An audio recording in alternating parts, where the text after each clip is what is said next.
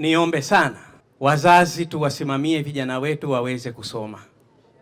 Tulisema kwenye maelezo yetu wakati ule tukipita kuomba ridhaa, moja kati ya mkakati wetu kwenye jimbo hili la Kiwani ni kuhakikisha tunaimarisha tahfidhil Qur'ani ndani ya jimbo la Kiwani. Takbir. Lakini tukasema kabla ya kwenda kwenye hatua hiyo, lazima mazingira ya madrasa tuyaweke vizuri.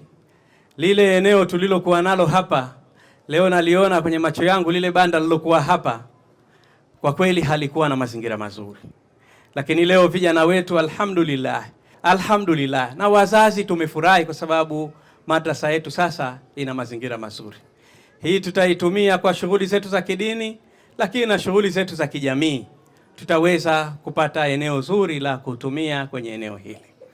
Sasa niwaombe wazazi tuwasimamie vijana wetu katika kuhifadhi na kukiendeleza kitabu chetu hichi, kuhakikisha kwamba Qur'ani inasomwa vizuri, lakini inahifadhiwa kwa mujibu wa utaratibu na miongozo yake ilivyo.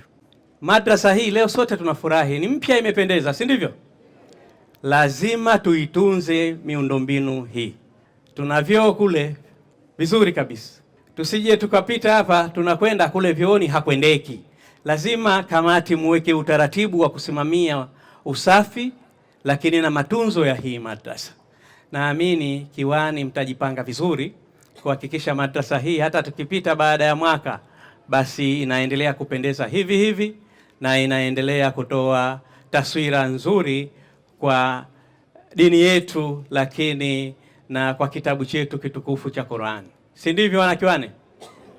Kwa hiyo mkiitunza hii, maana yake tutakuwa tumeendeleza katika kuimarisha mustakabali mwema wa kuitunza dini yetu na kuiendeleza, kuhakikisha vijana wetu wanapata elimu stahiki ya dini yetu bila ya matatizo yoyote.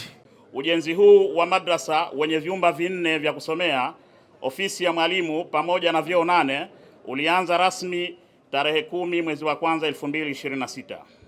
Baada ya kukabidhiwa rasmi kwetu sisi na kumalizika rasmi tarehe 2 mwezi wa 3 2026. Wastani wa utekelezaji wa ujenzi huu ulichukua mwezi mmoja na siku 10. Hii ilitokana na jiografia ya eneo wenyewe la ujenzi. Na kwa jumla ya pesa zilizotumika ni shilingi milioni 67,150,000. Pia katika ujenzi huu miundombinu yote inayohitajika imekamilika, ambayo ni maji, umeme.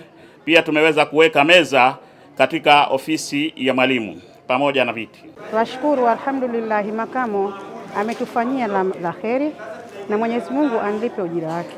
Tumefurahi sana tu kupata madrasa kama hii alotufanyia makamo, kwa sababu madrasa yetu ilikuwa ni ndogo, lakini tunashukuru sasa hivi alhamdulillah, Allah anlipe ujira wake pamoja na wazee wake na azidi kumpandisha cheo hapo alipo apande zaidi. Sisi Wanahidaya tunashukuru. Kama mimi ni miongoni mwa viongozi wa madrasa hii, tumeupokea msaada wake na tunazidi kumwombea kheri yeye mheshimiwa, lakini kwanza Mheshimiwa Rais wa Zanzibar ambaye ni Dr. Hussein Ali Mwinyi. Tunawatakia kheri na Mwenyezi Mungu awasaidie katika majukumu yao, awape wasaidizi ambao watawasaidia na kuwaongoza waendelee kuongoza vizuri na kutuongoza vizuri.